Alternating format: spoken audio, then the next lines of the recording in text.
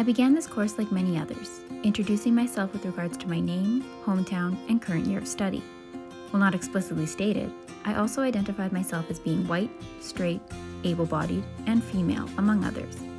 While I was content with this introduction, after reading Chelsea Vowell's Indigenous Rights, my perception of what it means to name oneself was complicated.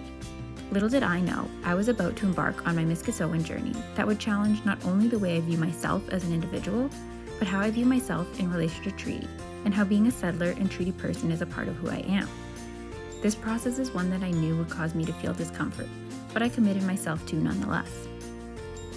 In order to fully understand my origins, I began to look into my ancestry, a process through which I learned that I came from Scottish, German, and Norwegian descent.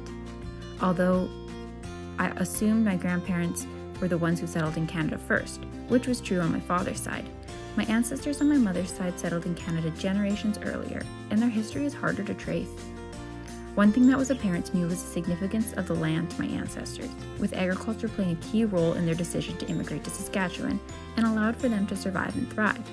This realization pushed me to consider the concept of Wetaskiwin, living together on the land, and how I had not considered how, although my family has and continues to benefit from the land for decades, it technically is not our land, but rather land that was stolen from Indigenous peoples. The more I learned about my ancestry, the more questions arose with regards to my Miskassoan and how I see myself living treaties.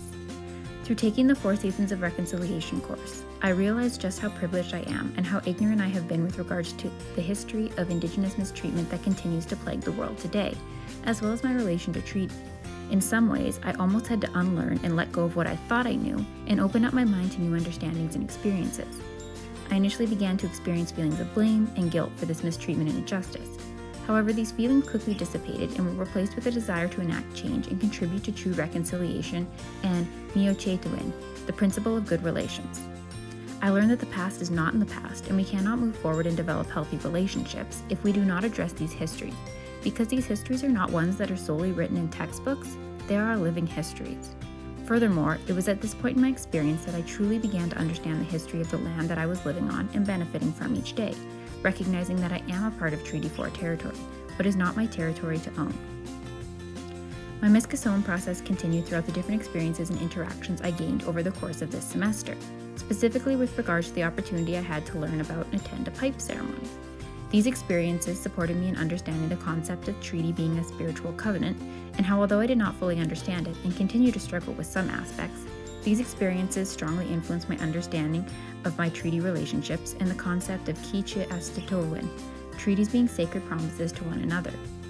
As someone who strongly values promises and commitment, this concept stood out to me and really pushed me to consider the ways in which the promises that I make and uphold impact not only myself, but my relationship with others and treaty.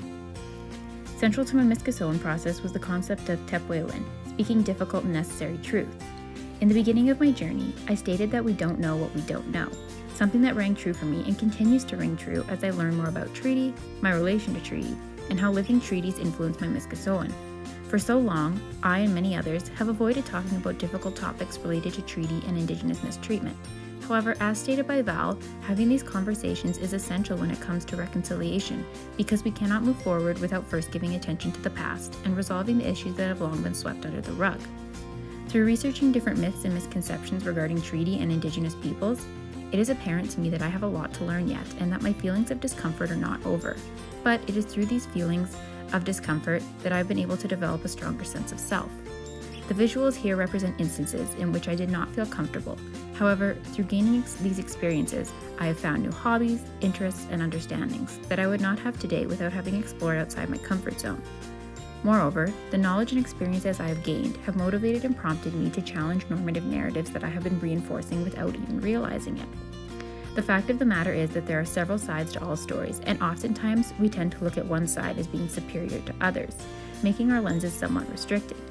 This is something I have been working on recognizing in my everyday life, in which I've been practicing asking difficult questions and not settling in my pursuit of the answers, which is something I will continue to practice moving forward. When I look at who I am today, it's crazy to think that there are so many parts of my history, so many pieces of my puzzle that I had no idea existed.